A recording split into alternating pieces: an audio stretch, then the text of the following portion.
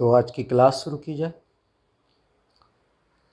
Last class में हम लोगों ने डिफरेंशिएशन के कुछ प्रॉब्लम्स डिस्कस किए थे और आप उस सारे प्रॉब्लम डिस्कशन में एक बात नोटिस की होगी कि जो 11 फार्मूले और 4 नियम हमने आपको दिए थे, अगर आप उसे अच्छे से याद रखते हैं तो आप डिफरेंशिएशन के लगभग सारे सवाल अच्छे से बना सकते हैं। तो जितने भी सवाल हमने डिस्कशन लास्ट क्लास में की थी और जो फार्मूले हमने आपको दिए थे, वो हम मान के चलेंगे कि आपको सारे फार्मूले याद हैं और जो हमने प्रॉब्लम प्रैक्टिस कराई थी वो भी आप अच्छे से प्रॉब्लम प्रैक्टिस कर लिए हैं। आज हम कुछ और सवाल देखेंगे जो हमने लास्ट क्लास में की थी उसके आगे, और फिर समझने का प्रयास करेंगे कि डिफरेंशिएशन कितने तरीके से और पूछे जा सकते हैं या हमें उसकी ज़रूरत पड़ सकती है फिजिक्स के सवाल और फिजिक्स के काम करने की प्रक्रिया में। तो चलिए हम कुछ यहाँ पर सवाल लेते हैं और उसको हम डिफरेंशिएट करने का प्रयास करते हैं। हम सवाल के पहले एक फॉर्मूला आपको याद दिलाते हैं। याद होगा आपको, डी बाई डी एक्स ई पे पावर एफ एक्स, ठीक है। और इसका फॉर्मूला आप लोग के दिमाग में चल रहा होगा, ई पे power F X into D by D X F X के रूप में कुछ भी हो सकता है। अब देखिए यहाँ पर x के रेस्पेक्ट में कर रहे हैं तो यहाँ पर x के रेस्पेक्ट में वापस डिफरेंशिएशन हो रहा है, ई पे पावर जो भी है उसका। तो ये बात अपने जहन में रखेंगे, जो फॉर्मूला है वो चीज़ को। और हम अब एग्जाम्पल ले रहे हैं। दिया हुआ है given Q is equal to Q not 1 minus E पे power minus T by R C. There is an equation और यहाँ पर आप Q नॉट R और C को आप कांस्टेंट कह सकते हैं। These all are constants. ये सभी जो है बाबू कांस्टेंट्स हैं। पूछता है find rate of change of Q। ये जो Q है उसका रेट ऑफ चेंज निकालनी है। Of course with respect to t you have to find out with respect to t, क्योंकि ये सारे अगर कांस्टेंट हो गए तो t के रेस्पेक्ट में ही करनी है। तो ये मेरा सवाल है। तो कैसे करेंगे? अगर हमसे ये पूछा जाए कि आप इसके मान बताइए, कैसे बताएंगे? तो चलिए, Q is equal to Q naught, इसको हम तोड़ देते हैं, इस ब्रैकेट को तोड़ देते हैं, Q नॉट को अंदर ले जाते हैं। तो Q naught into Q naught ई पे power minus t divided by R C. एक हमने इसको है ना तोड़ दिया, इस ब्रैकेट को, Q नॉट को अंदर ले गए। और अब हम इसको D, अब देखो डिफरेंशिएट करना है। रेट ऑफ चेंज का मतलब ही तो होता है ना डिफरेंशिएशन। तो डिफरेंशिएशन करना है Q का विथ रिस्पेक्ट टू T, मतलब कि हम D बाई डी टी दोनों साइड लेंगे। D बाई डी टी करना है दोनों साइड। इधर में लेफ्ट में आ जाएगा Q तो निकलेगा DQ बाई डी टी, जिसको बोलेंगे rate of change of Q with respect to T।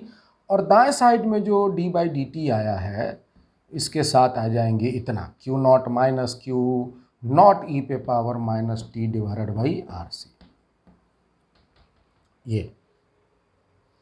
और अब हम देख रहे हैं कि डिफरेंशिएशन के अंदर में ये और इतना आपस में घटाव में है। तो हमने बताया था नियम नंबर 1, रूल नंबर 2 कि अगर डिफरेंशिएशन के अंदर कोई 2 या 2 से ज़्यादा चीज़ जोड़ घटाव में हो तो उनके डिफरेंशिएशन अलग अलग होते हैं। तो आप इस बार एक बार जो है d by D t Q naught का करेंगे minus d by D t Q naught ई पे power minus T by R C का करेंगे। ये बातें तो समझ में आई। अब जो Q नॉट है सवाल में, वो Q नॉट एक कांस्टेंट है।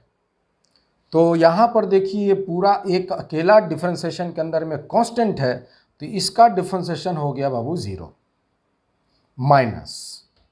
और नियम नंबर 1 में बताया था कि अगर कोई कांस्टेंट डिफरेंशिएशन के अंदर मल्टीप्लिकेशन में है तो वो डिफरेंशिएशन के बाहर आ जाता है। तो ये जो क्यू नॉट है वो डिफरेंशिएशन के बाहर आ जाएगा और अंदर में रहेगा d/dt e पे power minus t/RC, this much. यहां तक में कोई परेशानी नहीं है। अब ये चीज़ का डिफरेंशिएशन हो रहा है, आप यहाँ पर समझने का प्रयास कीजिएगा। जो डिफरेंशिएशन यहाँ हो रहा है वो बस इतना का क्यू नॉट तो बाहर आ गया, तो ये माइनस क्यू नॉट हमने लिखा। और अब बाबू देखो यहाँ पे ई पे पावर जो आप ये देख रहे हो minus t/RC, that will work as a fx। Here there is e पे पावर fx का जो ये फॉर्मूला है, उसी तरह से ई पे पावर इतना का इसी के तर्ज पर आप लिखेंगे और क्या होगा, तो ई पे power minus t/RC into d/dt minus t/RC, क्योंकि fx के रूप में जो है यहाँ माइनस t/RC है तो वो d/dt के साथ आ जाएगा। अब बोलोगे सर यहाँ तो dx लिखे हैं आप, तो ये x के रेस्पेक्ट में डिफरेंशिएट हो रहा है और यहाँ t के रेस्पेक्ट में डिफरेंशिएट हो रहा है, तो t जो है वो कैरी होगा। तो यहाँ तक तो हम समझ गए। अब देखिए इसको हम आगे ले चलते हैं। ये माइनस है, साथ में ये बाबू क्यू नॉट है, ई पे पावर माइनस t/RC। ये देखिए अब ये डिफरेंशिएशन के बाहर है तो वो एज इट इज उतरता जाएगा। माइनस t/RC जो है इसमें अब कोई आप छेड़छाड़ नहीं करेंगे। डिफरेंशिएशन अब इतनी चीज़ों का वापस होना है, ठीक है ना। तो आप क्या कर सकते हैं, यहाँ माइनस 1/RC, आप देखिए यहाँ पर t के साथ माइनस 1/RC गुना में है, तो आप माइनस 1/RC को बाहर कर सकते हैं और बच जाएगा अंदर में dt/dt। और dt/dt माने t का t के रेस्पेक्ट में डिफरेंशिएशन होगा 1, तो इसके मान 1 हो जाएंगे और ये माइनस हो जाएंगे प्लस Q0/RC रहेगा। और ये शायद आपको देखने में दिक्कत हो रहा होगा तो हम इसको जो है नीचे लिखते हैं, यहाँ लिखते हैं, देखिए यहाँ दिख रहा है, ठीक है। या नहीं तो हम इसको यहाँ कैरी कर दें, इसको हटा देते हैं और मेरे जो रिजल्ट आ रहे हैं dq/dt की, ये जो बाबू रिजल्ट आ रहे हैं dq/dt की, वो आया है माइनस माइनस प्लस Q0/RC और e पे पावर है ना, ये तो 1 हो गया Q0/RC और e पे पावर माइनस t/RC। आप इसी को जितना शॉर्ट में लिखना चाहो, करना चाहो, फास्ट करना चाहो, लेकिन दिमाग में यही प्रक्रिया जो है वो चलनी चाहिए। तो आशा है कि आप ये बात समझ रहे हैं। तो ये है एक डिफरेंशिएशन हमने जो आपको दिया। ऐसे ऐसे और भी कई मिल सकते हैं जो आपको करनी पड़ेंगी।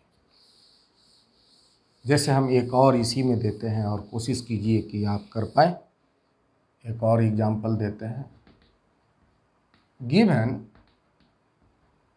I is equal to I0 e पे पावर माइनस RT/L, है ना। और यहाँ जो है I0, R and L are constants, ये जो हैं ये तीनों के तीनों कॉन्स्टेंट्स हैं। और पूछता है कि find di/dt। You have to find out the rate of change of I with respect to t। कैसे निकालेंगे, तो वही जो अभी हमने सीखा वैसे ही di/dt करनी है। तो इसका मतलब d/dt तो ठीक है, जो है सो है, और I का मान जो हमें दिया हुआ है देयर इज I0 e पे पावर माइनस RT/L इतना दिया हुआ है।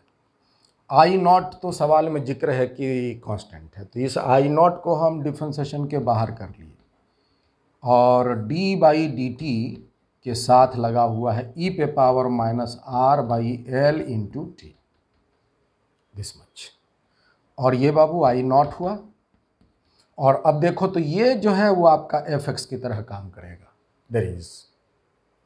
तो फॉर्मूला लगा दीजिए, ई पे पावर एफ एक्स का डिफरेंशिएशन होता है ई पे पावर एफ एक्स, मतलब जितना है उतना रहेगा, ये बाबू जितना उतना रहेगा, into D by D T F X का मान है minus R by L into T. यही जैसे हम इसके पहले किए हैं, जो ये फॉर्मूला है उसको आपको लगानी है, आई नॉट ई पे power minus R by L into T. और अब देखो तो माइनस आर बाई एल जो है वो चूँकि कांस्टेंट है तो ये बाहर आ जाएगा माइनस के साथ, और अंदर में क्या रहेगा, तो अंदर में रहेगा D T by D T, और इसका डिफरेंशिएशन होगा 1, और रिजल्ट हमें लगता है कि आ जाएगा minus R I naught by L, R I naught by L e पे power minus R by L into t. ऐसा ही तो ये है डिफरेंशिएशन।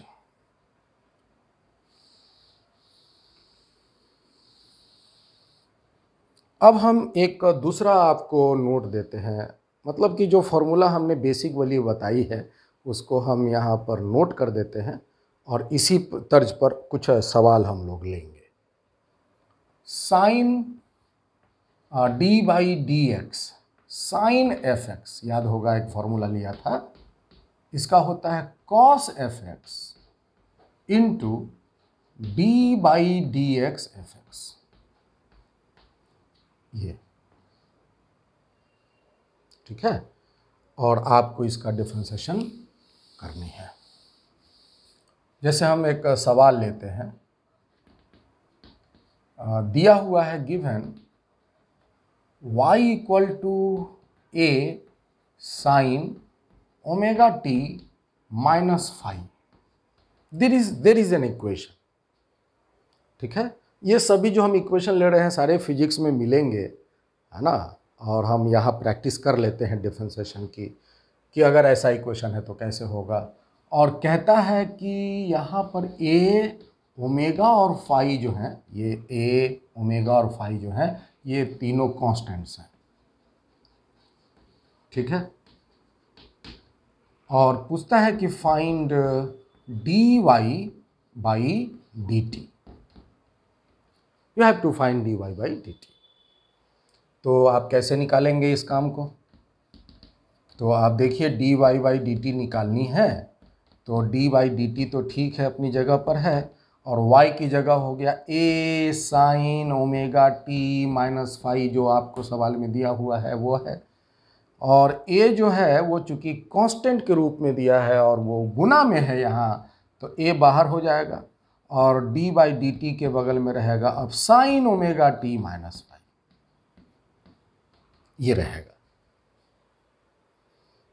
और अब देखो तो यहाँ पे ये जो साइन के बगल में जो ये ओमेगा टी माइनस फाइव है वो as a function F X के रूप में ये आप डील करोगे, और इसकी जो आप फॉर्मूला लगाओगे बिल्कुल ऐसे, साइन एफ एक्स का जैसे cos F x D by D X F x होगा, उसी तरह से साइन इतना का होगा साइन का cos omega T minus five into D by D T cos omega T minus five, this much. ऐसा ही सिंपल है। और फिर a cos omega T minus five, और फिर बाबू यहाँ पे अब देखो d बाई डी टी के बगल में ये दो चीज़ आपस में घटाव में है, तो जो नियम है हम लोग सीखे हैं एकदम से लगाएंगे, कहीं भी नियम के विरुद्ध काम नहीं करेंगे, जहाँ जैसा मिला वहाँ हम वैसा ही करेंगे। ठीक है ना, तो इस तरह से तो हमने यहाँ डिफरेंशिएशन के अंदर में दो चीज़ देखा कि घट रहा है तो इनके डिफरेंशिएशन अलग अलग होते हैं, तो इसको हमने अलग अलग कर लिया। और फिर आगे बढ़ो तो हो गया a cos omega T minus five into, देखो तो यहाँ अब देखो इसकी डिफरेंशिएशन की बात होगी एक और इसकी डिफरेंशिएशन की बात होगी दूसरी। अब इस केस में ओमेगा एक कांस्टेंट डिफरेंशिएशन के अंदर गुना में है, तो ओमेगा बाहर होगा और रहेगा D T by D T, होगा ना बाबू, ओमेगा बाहर हो गया D T by D T रहेगा, और माइनस फाइव चूँकि एक दिया हुआ कांस्टेंट है तो कांस्टेंट अकेला डिफरेंशिएशन के अंदर में है तो उसका डिफरेंशिएशन 0। तो आपकी जो 11 फार्मूला की लिस्ट है ना, वो याद रखनी होगी, तभी आप जो है चीज़ों को स्मूथली और कर पाएंगे तेज़ी से। ठीक है, तो ये पहले याद कर लीजिए, फिर भी एक बार जब आप उसको रट्टा मारिएगा, याद कीजिएगा तो पूरा याद नहीं होगा, लेकिन कुछ कुछ याद हो जाएगा। और जब प्रैक्टिस आप करेंगे तब जाके वो पूरी तरह से दिमाग में अपना जगह बनाकर बैठ जाएगा।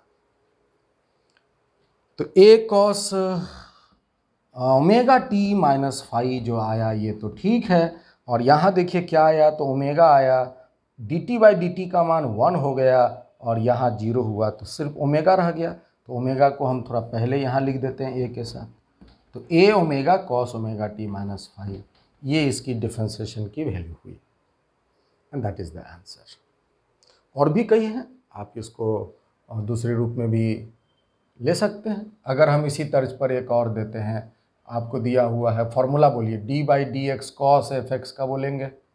कॉस एफ एक्स का क्या होता है, तो कॉस एफ एक्स का होता है minus sine F X into D by D X F X, यही होता है ना। ठीक है, अब आपको एक इक्वेशन हम देते हैं, एक इक्वेशन दिए हम, मान लो given v is equal to a omega cos omega T minus five. This is the equation where a, omega, phi, these all are constants, and you have to find dv by dt, क्योंकि यहाँ v के रूप में यह है तो dv by dt ये निकालनी। तो इसी तर्ज पर जो अभी हमने प्रैक्टिस की है, आप शायद इसका मान बहुत आराम से कैलकुलेट भी कर सकते हैं, निकाल भी सकते हैं। तो dv by dt निकालनी है, इक्वेशन के तौर पर दिया हुआ a ओमेगा और यहाँ है cos, है ना। तो ये सजा दिया हमने, बस यहाँ भी की जगह पर इतना रख दिया, ये वाली पार्ट रख दी। अब देखो तो a ओमेगा जो दो कांस्टेंट्स हैं वो गुना में है, तो वो अब यहाँ से बाहर आ जाएंगे, a ओमेगा बाहर होंगे, और डिफरेंशिएशन के अंदर में क्या होगा, तो d by D T cos omega T minus five होगा। a ओमेगा तो बाहर है, a ओमेगा तो बाहर है ना, हम इसको हटा देते हैं, बाकी चीज़ें आप तो खुद कर सकते हैं। और फिर इसके बाद क्या होगा डिफरेंशिएशन भाई, तो यहाँ पर से डिफरेंशिएशन अब होंगे cos omega T minus five, ये एफ एक्स की तरह काम करेगा, इसका होगा minus sign omega T minus five into D by D T omega T minus five. ठीक है, ये गुना में आएंगे, तो हम इसको ब्रैकेट में डाल देते हैं, ये गुना में आएंगे।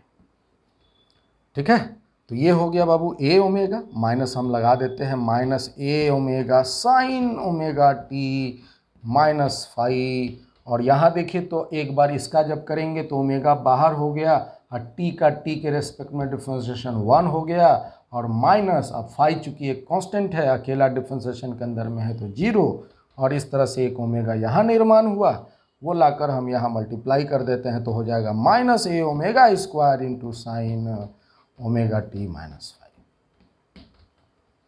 This is the answer of this problem. ठीक है, तो इसी तरह डिफरेंशिएशन के जो हमने आपको साइन कॉस टेन कोसेक सेकॉट जो हमने दिया है, उसके जो फॉर्मूले सजाए थे और नियम जो हमने बताया है, वो आपको ध्यान रहेगा तो आप कर पाएंगे। चलिए एक हम एग्जाम्पल लेते हैं, एक नया सवाल लेते हैं। ठीक है,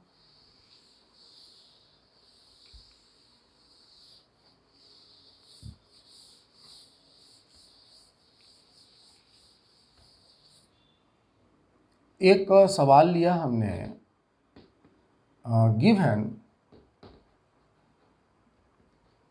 x is equal to t into e पे power minus t into e पे पावर माइनस टी, और कहता है कि आप जो है find D x by D T. ये सभी आपको सवाल मिलेंगे फिजिक्स में।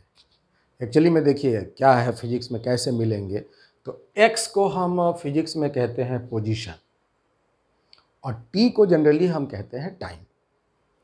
और सवाल में जो भाषा में लिखा रहेगा कि the particle moving along x axis whose position varies with time as this equation. Find velocity at any time. और वेलोसिटी मतलब होता है rate of change of position, है ना। और पोजीशन को हमने x लिया तो rate of change of position हो गया dx बाई dt। तो मतलब सवाल में कहता है कि फाइंड dx बाई dt, तो हम तो वही सीखने वाले हैं, dx बाई dt निकालना। तो आप अगर ये dx बाई dt निकाल लेते हैं, अगर x पोजीशन और t टाइम हो, तो आप मतलब वेलोसिटी निकाल रहे हैं किसी टाइम t समय में। तो चलिए आप इसको बनाने का प्रयास कीजिए। अब अगर आप सही सही डिफरेंशिएशन कर पाएँ तो आपकी सही सही वेलोसिटी निकल जाएंगी, और अगर सही सही नहीं कर पाएंगे, गलती होगा, तो आपकी जो फिजिक्स है वो गलत हो जाएगी। बस यही है। तो आप यहाँ देखिए, ये जो डिफरेंशिएशन के अंदर में दो चीज़ आपस में क्या है, तो मल्टीप्लिकेशन में है।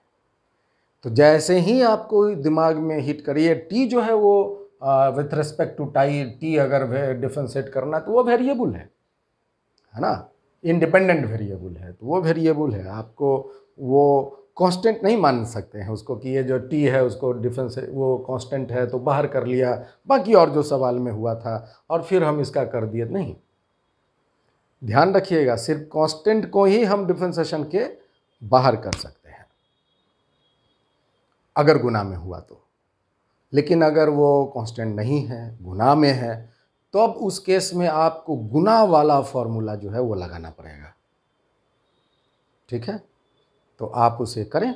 तो देखिए हम करते हैं यहाँ पे, इसको हम गुना वाला फॉर्मूला याद होगा आपको, हम फिर यहाँ पर आपको लिखते हैं D by D x you into भी गुना वाला। हमने आपको जो बेसिक फार्मूला दिया था एफ एक्स इंटू जी एक्स लिख कर दिया था, है ना। तो आप उसको जैसे भी क्या बोले थे गुना में, कि अगर दो फंक्शन डिफरेंशिएशन के अंदर में गुना में हो तो डिफरेंशिएशन उसकी बारी बारी से होती है, और जिसकी बारी में डिफरेंशिएशन हो रही है तो दूसरा क्वांटिटी बाहर होता है। तो आप यहाँ पर क्या करें कि भी को बाहर कर लें, यू का डिफरेंशिएशन कर लें। एक बार में यू का डिफरेंशिएशन हुआ, एक्स के रिस्पेक्ट में हो रहा है, और फिर प्लस अब यू का डिफरेंशिएशन हो गया तब यू बाहर होगा, और भी बाहर था तो अब भी का डिफरेंशिएशन होगा। यही था। तो इस तरह से आपको याद रखना है, समझ करके याद रखना है नियम को, तो वो आपको जो है परेशान नहीं करेगा। इसी तरह से अगर तीन चीज़ गुना में हो तो उसी तरह से आप दो दो चीज़ को बाहर करके बारी बारी से सबका डिफरेंशिएशन करके जोड़ दीजिएगा।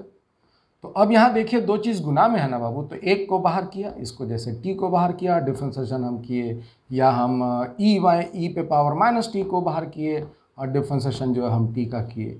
गुना वाले में जो है ना, गुना वाले में डिफरेंशिएशन तुम दोनों में से किसी एक का पहले कर लो, क्योंकि आफ्टर ऑल उसको जरूर नहीं है। भाग वाले के केस में थोड़ी सी नियम बदली थी। भाग वाले में बताया था कि ऊपर वाले का डिफरेंशिएशन पहले होगा, नीचे वाला बाहर जाएगा, क्योंकि वहाँ पर घटाना है ना। तो यही है, और यहाँ प्लस होगा। अब चूंकि ई पे पावर माइनस टी को हमने बाहर किया था, टी को डिफरेंशिएट किया था, अब टी बाहर होगा और डिफरेंशिएशन अब होगा ई पे पावर माइनस टी। करते हैं ई पे पावर माइनस टी, तो ये रहा। टी का डिफरेंशिएशन टी के रेस्पेक्ट में तो 1 हुआ, और प्लस यहाँ टी है, और ई पे पावर माइनस टी का बाबू, तो ई पे पावर माइनस टी का हो जाएगा ई पे पावर, ये देखिए ये एफ एक्स की तरह काम करेगा। तो ई पे पावर माइनस टी का ई पे power minus t into D by D T minus T. ये इंपॉर्टेंट है, ये वाली पार्ट। जनरली बच्चे जो हैं ई बाई डी एक्स, ई पे पावर एक्स का ई पे पावर एक्स, ये बस याद रखते हैं।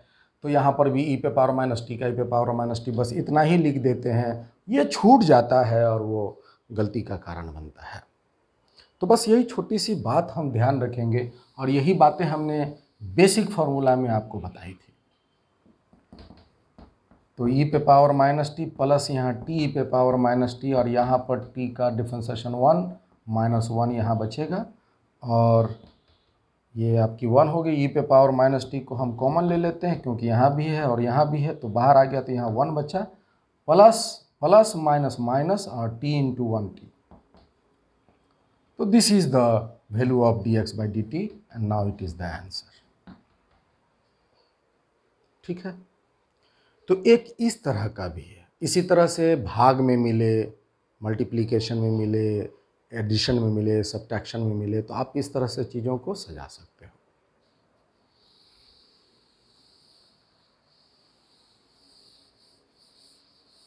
अब कभी कभी क्या है ना कि जो डिफरेंशिएशन है वो तो हमको उसका वैल्यू तो चाहिए, लेकिन इक्वेशन कुछ अलग अंदाज में दिए जाते हैं, जो सवाल हैं वो कुछ अलग रूप में दिए हुए हैं और हमें एक खास वैल्यू हमको चाहिए। जैसे हम यहाँ एग्जांपल लेते हैं, आपको दिया हुआ है गिवन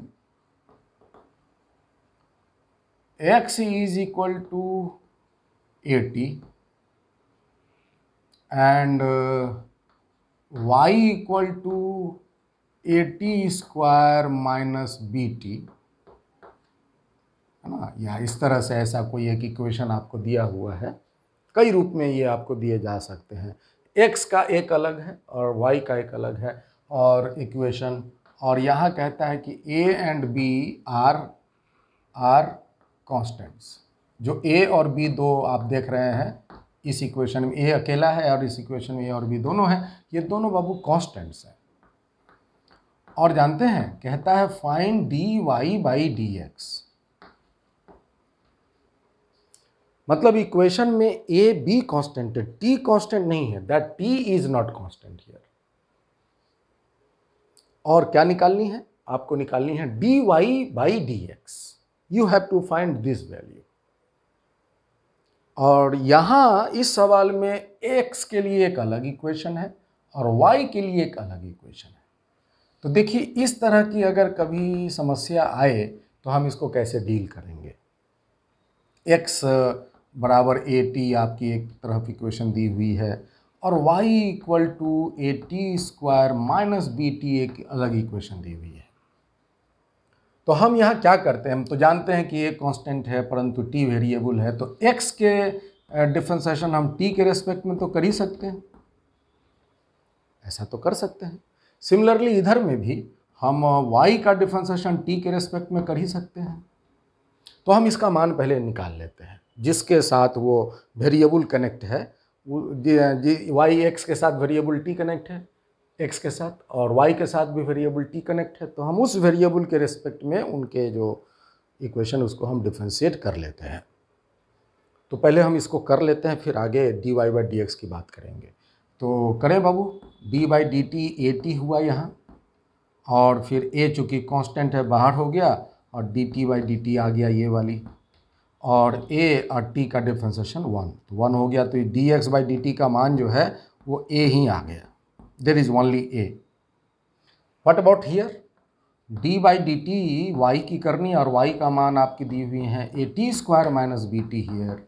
तो आप इसका डिफरेंशिएशन, दो चीज़ अगर जोड़ घटाव में है डिफरेंशिएशन के अंदर, तो हम उसको अलग अलग करेंगे। तो इसका जब करेंगे तो a बाहर हो जाएगा और t स्क्वायर का होगा 2t, ऑफकोर्स 2t 2 माइनस 1 जो कि 1 हो जाएगा ऐसा, माइनस इसका जब करेंगे तो b बाहर हो जाएगा और t के रेस्पेक्ट में डिफरेंशिएशन 1, और चीज़ें यहाँ क्या बनेंगी, तो 2at माइनस b, ये चीज़ें तैयार होंगी dy बाई dt के लिए।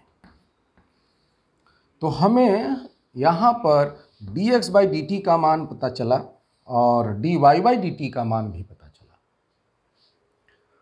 अब हम क्या करेंगे कि अगर हमें dy बाई dx चाहिए तो क्या हम इसे dy by dt divided by dx by dt ऐसा लिख सकते हैं, या हम इसको इक्वेशन दो बोलें, इसको एक बोलें, और हम अगर 2 बटा में 1 कर दें तो क्या dy बाई dx आ जाएगा? आ जाएगा ना। तो बस आप इस तरह से कर सकते हैं। तो आप इस 2 बटा में 1 कर दीजिए, भाग दे दीजिए, तो you will gate 2at minus b divided by a, and this will be your answer, that's all. तो इस तरह से भी आपको सवाल दिए जाते हैं और आप इसके काम कर सकते हैं, ठीक है। तो आप इसका मान निकाल लिए हैं। इसी तर्ज पर हम एक और इक्वेशन आपको देते हैं। x बराबर दिया हुआ है, मान लो कि a साइन, है ना, थीटा मैथमेटिकल फॉर्म में दे देते हैं, और y के रूप में दिया हुआ है a plus b cos theta, ये आपको दिया हुआ है। और कहता है कि here a and b are constants, find dy by dx। ठीक है, तो यहाँ पर a b कांस्टेंट है, a और यहाँ तो b है ही नहीं, यहाँ a और b कांस्टेंट है, मतलब जो ये थीटा एक कॉस के बगल में टर्म है वो कांस्टेंट नहीं है ये सवाल के अनुसार। जो कांस्टेंट है वो दे दिया, जो नहीं दिया जिसके बारे में वो कांस्टेंट मतलब नहीं है। तो आप इसी तर्ज पर उसको भी बना सकते हैं, बिल्कुल आप इसी तरह से कैरी करते जाइए। यहाँ x का मान दिया हुआ है a साइन थीटा, y का मान दिया हुआ है a plus b cos theta, और आप इसको डिफ्रेंशिएट कीजिए, देखिए क्या मान आता है। तो यहाँ पर हो गया a साइन थीटा, ये बाहर हो जाएगा d बाई डी थीटा करना पड़ेगा ना, तो हम इसको हटा देते हैं कि गलतियाँ ना हो। उसी पर सुपर इम्पोजिशन कर रहे थे तो चीज़ें कुछ हो सकता है कि बच के रह जाएं गलती। तो हमें ये पता है कि एक कांस्टेंट है परंतु थीटा के बारे में नहीं है, तो हम उसको वेरिएबल मानते हैं और dx बाई डी थीटा निकालेंगे यहाँ, ठीक है ना। और यहाँ पर ये a साइन थीटा होगा, a चूँकि डिफ्रेंशिएशन जो है कांस्टेंट है तो वो डिफ्रेंशिएशन के बाहर हो जाएगा। और डिफ्रेंशिएशन ऑफ साइन थीटा का थीटा के रिस्पेक्ट में क्या होगा, तो जैसे साइन x का x के रिस्पेक्ट में होता था cos x, of course dx by dx का मान 1 हो जाने से, उसी तरह से साइन थीटा का थीटा के रिस्पेक्ट में होगा कॉस थीटा, तो यहाँ होगा कॉस थीटा। तो इसका हो जाएगा a cos theta and dx by d theta का मान इतना हो गया, ठीक है। Similarly dy by d theta का मान d by d theta a plus b cos theta आएगा। और यहाँ पर हम इसको फिर दो चीज़ जोर में है तो अलग अलग करेंगे। तो a का डिफ्रेंशिएशन अकेला चूँकि कांस्टेंट है तो 0, b बाहर हो गया, कॉस थीटा का डिफ्रेंशिएशन थीटा के रेस्पेक्ट में माइनस साइन थीटा, ये याद हम लोगों को रखना पड़ेगा। तो अब आप dy बाई डी थीटा जो है आप कह सकते हैं माइनस बी साइन थीटा। तो you will get individual differentiation of both the equation। अब चूंकि हमें dy बाई dx चाहिए तो हम क्या करते हैं, 2 को 1 से भाग दे देते हैं। फ़ायदा क्या होगा, dy बाई डी थीटा है ना, dy बाई डी थीटा, और 1 हुआ, ये नंबर 2 हुआ, और 1 हो गया dx बाई डी थीटा, और ये मान आ गया माइनस बी साइन थीटा, और नीचे में आ गया a cos theta. Left hand side देखिए तो बचेंगे आपको dy by D x, right hand side में minus b by a, and here sine by cos you can write tan theta, and this is the answer of this question, ठीक है। तो इस तरह भी हम डिफ्रेंशिएशन के मान जो है निकाल सकते हैं। तो ये भी हम लोगों को फिजिक्स में मिलेंगे, और जहाँ मिलेंगे हम इस तरह से इसके काम कर सकते हैं। अब हम आपको सिखाते हैं डिफ्रेंशिएशन की वैल्यू किसी एक पर्टिकुलर दिए गए पॉइंट पे, ठीक है। टू फाइंड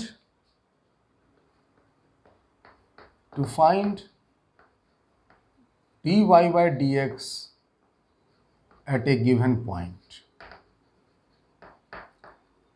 और बेसिकली इसी की ज़्यादा हम फिजिक्स में उपयोग करते हैं। जैसे एक एग्जांपल समझ लीजिए तो आपको बाकी सारी चीज़ें जो है ये समझ में आ जाएंगी। एक एग्जांपल में हम आपको देते हैं कि given y is equal to 3x square minus 6x plus 4, एक सिंपल हमने इक्वेशन लिया है, और कहता है कि find dy by dx at x is equal to 2।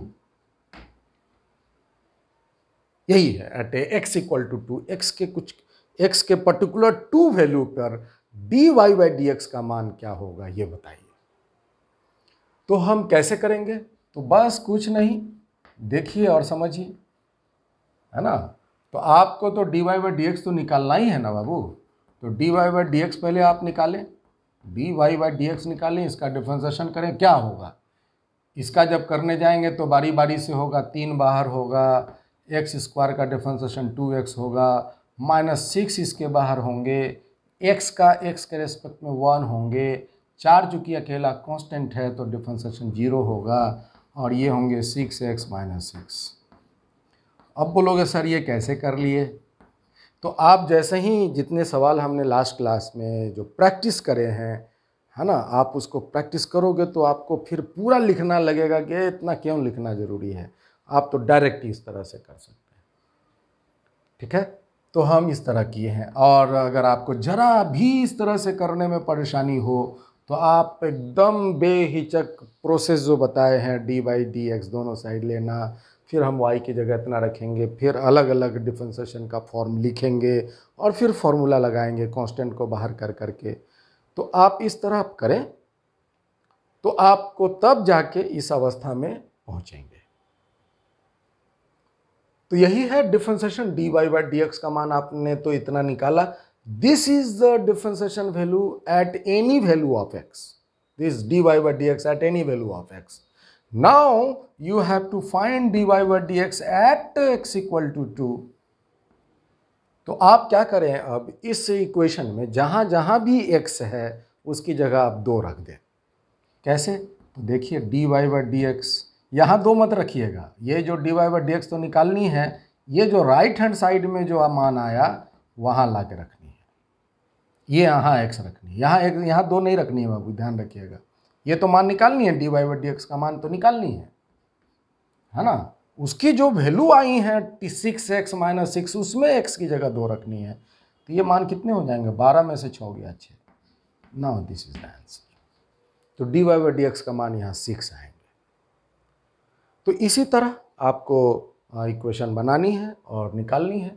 जैसे मान लिया जाए एक हम सवाल लेते हैं, कहता है कि given q is equal to Q0 e पे पावर -t बाई RC, ये दिया हुआ है, और RC Q0 ये सारे कांस्टेंट हैं, और कहता है कि find dq by dt at t equal to RC।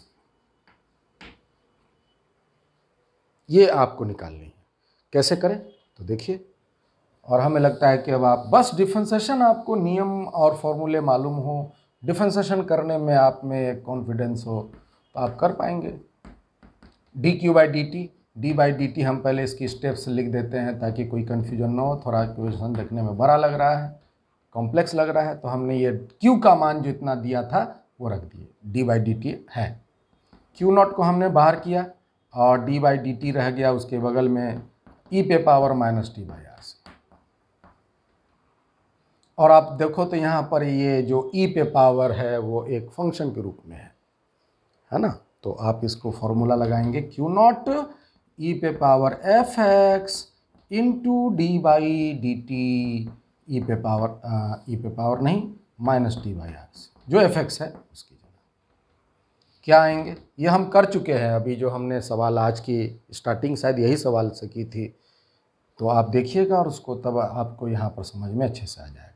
तो e पे पावर -t बाई RC हुआ, और यहाँ पर बाबू -1 बाई RC, क्योंकि RC तो बाहर कांस्टेंट हो जाएगा और t का डिफ्रेंसिएशन t के रेस्पेक्ट में 1 माइनस अपनी जगह रहेगा। तो रिजल्ट आपके क्या है, रिजल्ट इसके आ गए dq बाई dt के मान जो आए हैं वो आए हैं -Q0 बाई RC e पे पावर -t बाई RC। ये आपके डिफ्रेंसिएशन के रिजल्ट आए हैं। ठीक है, और हमें निकालनी है at t equal to RC। तो at t equal to RC निकालनी है, तो क्या करें, तो राइट हैंड साइड में जहां जहां t है उसकी जगह आप RC रख दें। तो ये t है तो RC रख देंगे, तो -Q0 बाई RC तो जो है सो रहेगा, और माइनस एक t यहीं दिख रहा है तो यहाँ पर हम RC रखेंगे, तो RC बाई RC कट के 1 हो जाएगा। तो -Q0 by RC into e पे पावर -1, ऐसा। तो इस तरह इसके आप इसको ऐसे भी लिख सकते हो, minus q naught divided by e times R C, ऐसे भी लिख सकते हो। ई का मान 2.718 भी लिख सकते हो। तो जो भी है आप इस तरह से, हमें मान निकालनी थी वो हमने निकाल ली।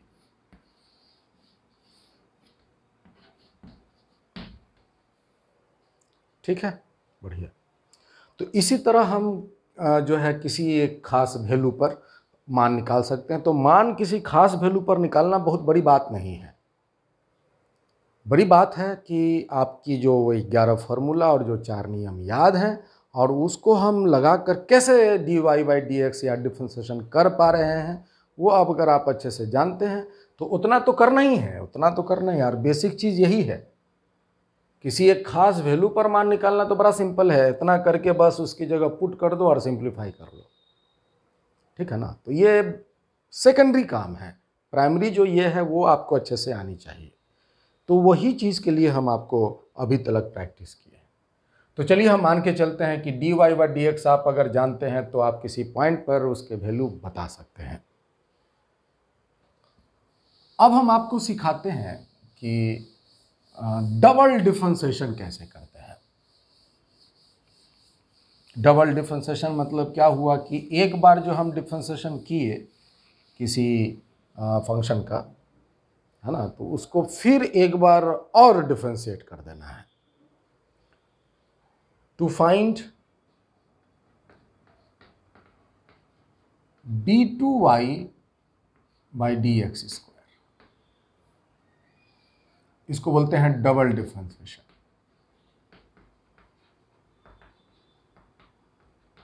डबल डिफरेंशिएशन, ठीक है।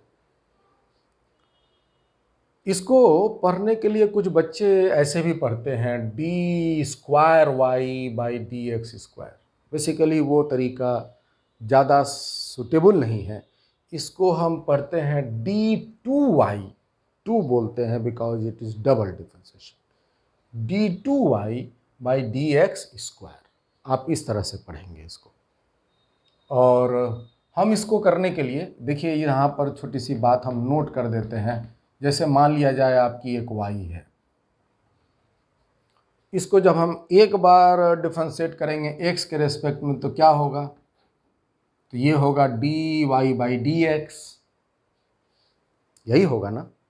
अब जो ये बना dy बाई dx जो बना वो y का एक बार डिफरेंशिएशन बना, और इसको फिर हम एक बार डिफरेंशिएट कर देते हैं x के रेस्पेक्ट में। दिस को हम जो भी बना उसको वापस फिर एक बार हम x के रेस्पेक्ट में डिफरेंशिएट किए, तो अब जो ये कहलाएगा डबल डिफरेंशिएशन कहलाएगा। और इसको अब हम इस तरह लिखते हैं d2y बाई dx स्क्वायर। ये चीज़ें हैं। तो एक एग्जाम्पल से हम इस सवाल को थोड़ा समझने का प्रयास करते हैं। मान लो कि दिया हुआ है एक सिंपल इक्वेशन हम ले लेते हैं, y equal to ax cube minus bx square plus cx plus d। एक हमने इक्वेशन लिया और कहता है कि find d2y by dx square. इसी तरह से ट्रिपल डिफरेंशिएशन होगा, है ना, उसके हायर ऑर्डर भी होंगे। तो हम अगर 2 समझ जाएं तो ट्रिपल, उसके बाद हायर ऑर्डर आप आराम से कर सकते हैं। क्या करें, तो इस केस में याद रखिएगा कि एक ही बार डायरेक्ट नहीं होगा, d2y by dx square direct नहीं होगा। Step wise you have to first find out dy by dx, माने पहला डिफरेंशिएशन, और वो जो रिजल्ट बना उसको फिर फर्दर हम डिफरेंशिएट करेंगे, तब निकलेगा डबल डिफरेंशिएशन। तो आप सबसे पहले dy बाई dx निकालने की बात करेंगे। यही चीज़ है जो दिया हुआ है। तो इसको आप एक बार x के रेस्पेक्ट में डिफरेंशिएट करो तो क्या होगा, a बाहर हो जाएगा और x क्यूब का होगा 3x स्क्वायर, माने 3 नीचे आ जाएगा और x फिर 3 माइनस 1 जो 2 होगा तो 3x स्क्वायर। तो हम इसको 3ax स्क्वायर लिख दिए। इसको जब करने जाएंगे तो b बाहर हो जाएगा और x स्क्वायर होगा 2x, 2 माइनस 1, 2 माइनस 1 तो 1 हो गया, तो 2 रह गया नीचे, तो हो जाएगा 2bx। इसका करने जाएंगे तो c बाहर हो जाएगा और x के रेस्पेक्ट में डिफरेंशिएशन 1 होगा तो c ही रह जाएगा। d अकेला डिफरेंशिएशन के अंदर पाया जाएगा जो उसका डिफरेंशिएशन 0 हो जाएगा, तो ये गायब हो जाएगा। तो ये बाबू आपकी बनी dy/dx का मान, this much.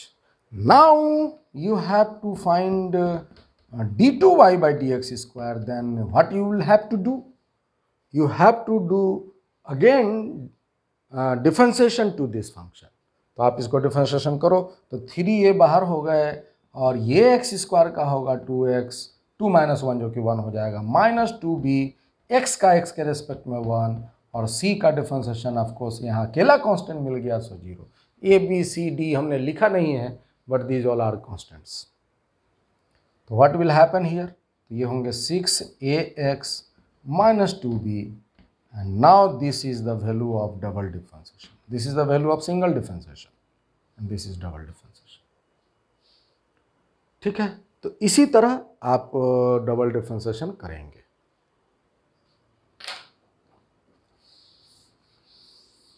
तो हमें लगता है कि आप अब डिफरेंशिएशन कर सकते हैं किसी भी फंक्शन का, बशर्ते कि वह 11 फार्मूला 4 नियम अच्छे से आप याद रखें। उसके बाद आप उसका डबल डिफरेंशिएशन कर सकते हैं। इसके बाद आप डिफरेंशिएशन के किसी एक खास पॉइंट पर मान बता सकते हैं। तो ये सारी बातें हमने ये प्रैक्टिस में सीखा और समझा। अब हम आपको उस जगह ले चलते हैं जहाँ पर ये डिफरेंशिएशन सीखने की हमें फिजिक्स में ज़रूरत पड़ती है। डिफरेंशिएशन करके हम फिजिक्स में कई काम करते हैं, इवन कि आप कह सकते हैं कि there are lots of application in differentiation. तो let me discuss application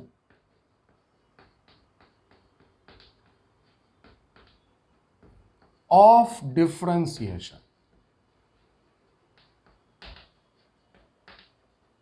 in physics.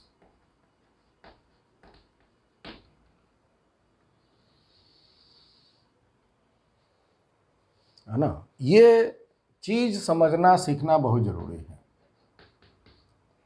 है ना। जैसे जो हम लोग पढ़ रहे हैं वो क्या है, that is the mathematical tools, differentiation, integration, algebra, coordinates, graphs, tools. Tool जैसे मान लो कि तुम्हारे पास ये बंदूक हो गया, पिस्टल है, उसमें गोली है, सब कुछ है, एकदम अपडेट है। बट अगर आपके पास पिस्टल हो, उसमें बंदूक भी, उसमें गोली भी लोडेड हो, ये सारी चीज़ें हों, और आपके सामने कोई चोर डकैत भी आ गया, सब कुछ हुआ, माने चोर डकैत माने समस्या आ गया, और तुम्हारे पास टूल है, लेकिन अगर तुम उस टूल को यूज़ करने नहीं जानते हो, जैसे कि उस बंदूक को अगर तुम चलाने नहीं जानते हो, तो फिर समस्या का आने से आप बचाव नहीं कर पाएंगे। तो you have to apply the tools, है ना, you have to apply the gun to save yourself. वो जो डाकू आया, चोर आया, उसी तरह से अगर कोई प्रॉब्लम आ गया और आप डिफरेंशिएशन, इंटीग्रेशन जानते हैं, परंतु उसका एप्लीकेशन कैसे करना ये नहीं जानते हैं और कहाँ करना ये नहीं जानते हैं, तो आपको वो फ़ायदेमंद नहीं होगा। तो आइए देखते हैं कि ये जो डिफरेंशिएशन की जो फिजिक्स में क्या क्या एप्लीकेशन है, हम यहाँ एक एक करके उसको लिस्ट करेंगे और हर एक एप्लीकेशन पर हम लोग डिस्कशन करेंगे। तो सबसे पहला जो एप्लीकेशन है इसका, वो है to find slope of tangent, है ना, और angle made by tangent, made by a tangent on any given curve, on any given curve। ठीक, अभी तो हम लिस्ट कर रहे हैं, तो आप ये बातों को लिखते चलिए कि हम एक अगर कोई एक टेंजेंट है, वो टेंजेंट कितनी एंगल पर है, of course positive x axis के साथ एंटी क्लॉकवाइज, यही तो एंगल की बात हमने की हुई है। तो ये कितनी एंगल पर है, हम उस एंगल का मान डिफरेंशिएशन की सहायता से निकाल सकते हैं। और उसी एंगल का तो tan थीटा स्लोप कहते हैं। तो चाहे स्लोप निकाल लो तो एंगल निकल जाएगा, या एंगल निकाल लो तो स्लोप निकल जाएगा। तो दोनों बातें जो हैं वो एक ही हैं। तो हमने यहाँ दोनों को जिक्र किया है, स्लोप निकालना या एंगल निकालना। ये हुआ पहला। इसके बाद है to find new physical quantities. Physics में कुछ कुछ फिजिकल क्वांटिटीज बनते जो हैं वो डिफरेंशिएशन से ही बनते हैं। You have to find new physical quantity by differentiation.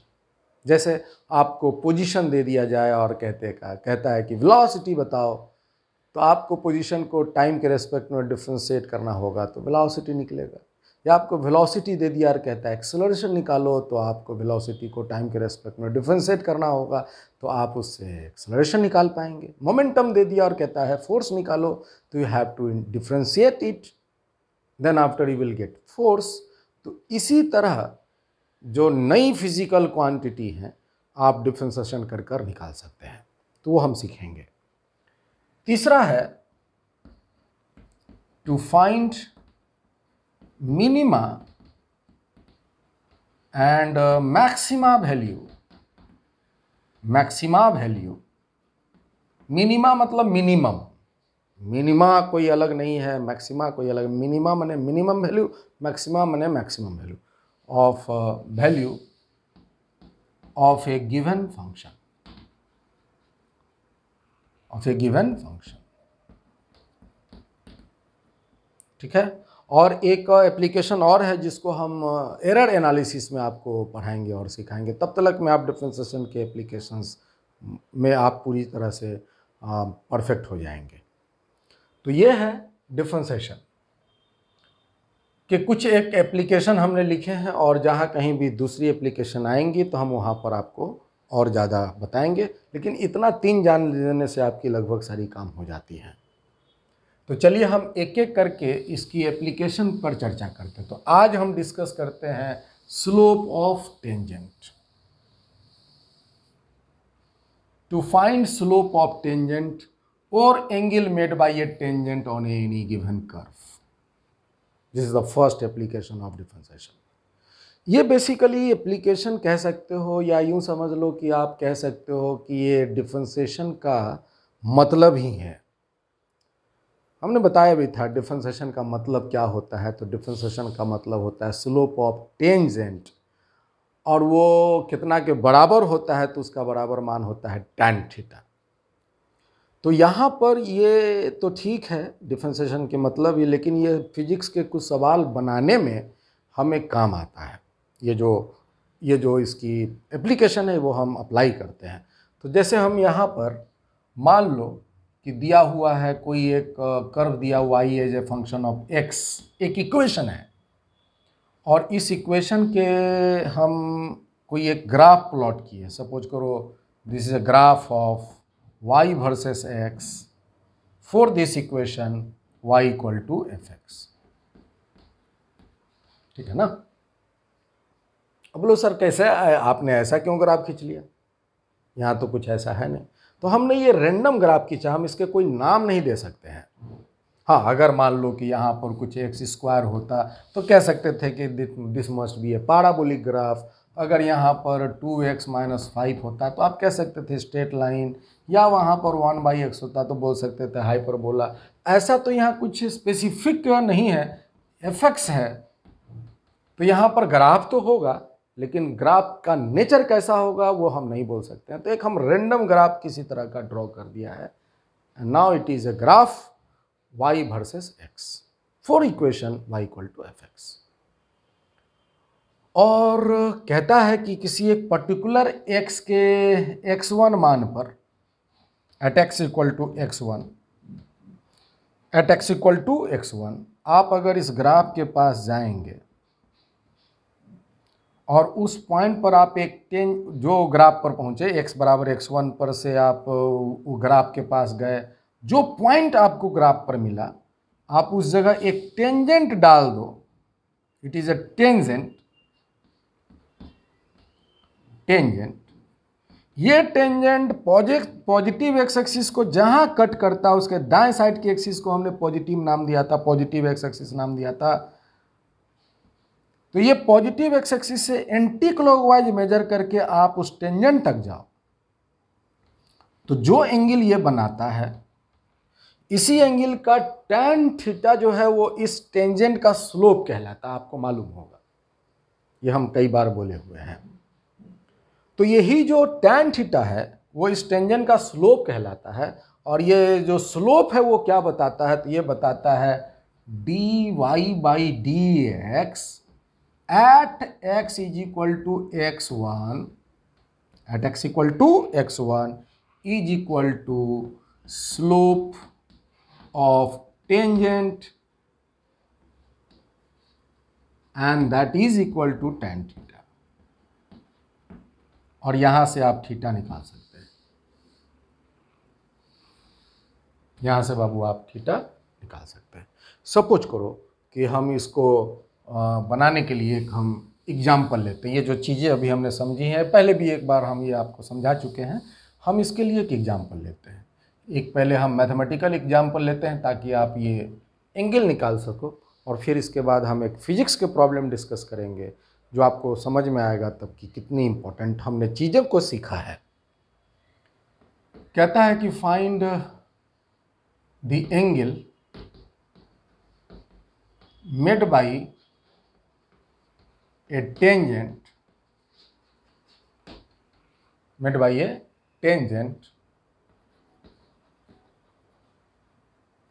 with x-axis drawn on a curve y = 3x square at x = 1 या 2, जो भी है।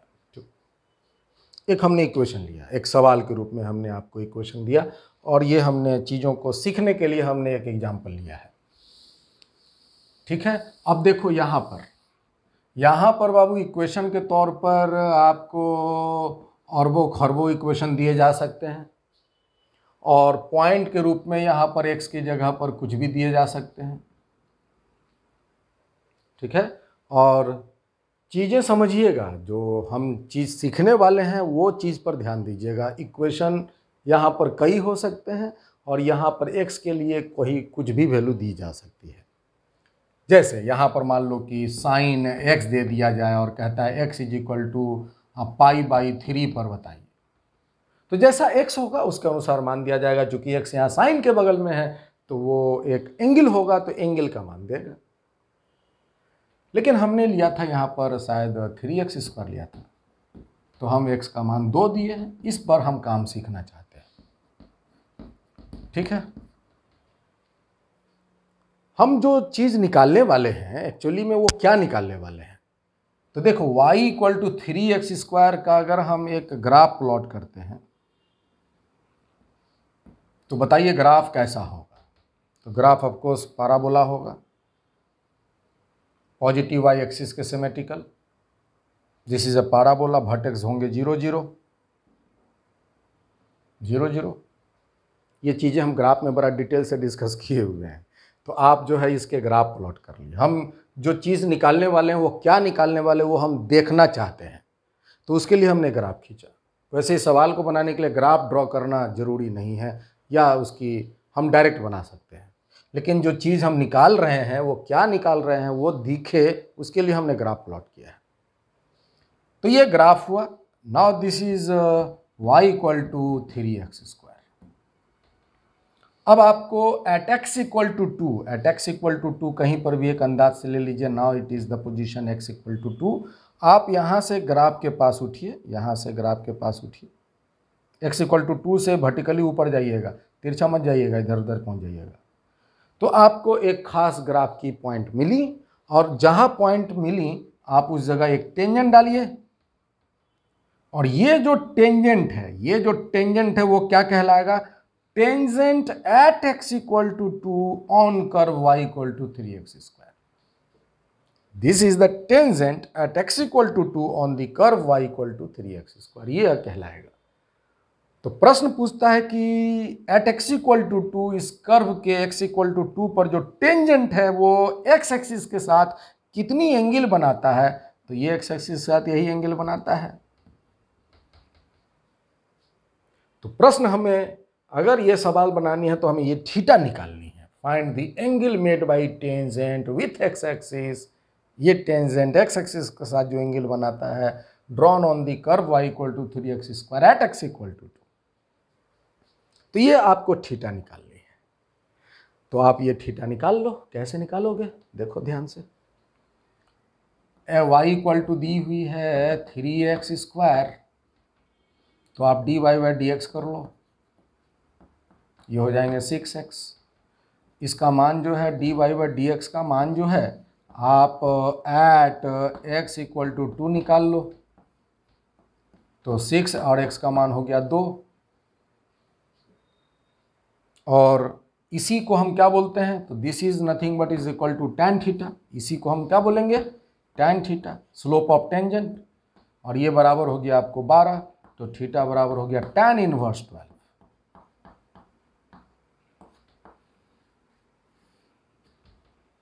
tan inverse 12। तो यही है। तो आशा है कि आप ये चीज़ समझ रहे हैं।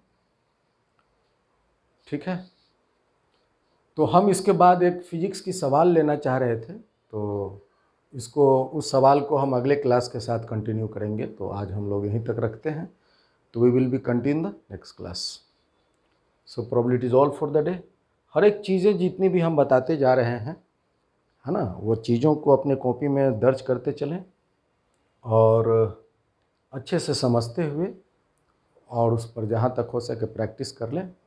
हमने आपके ऐप में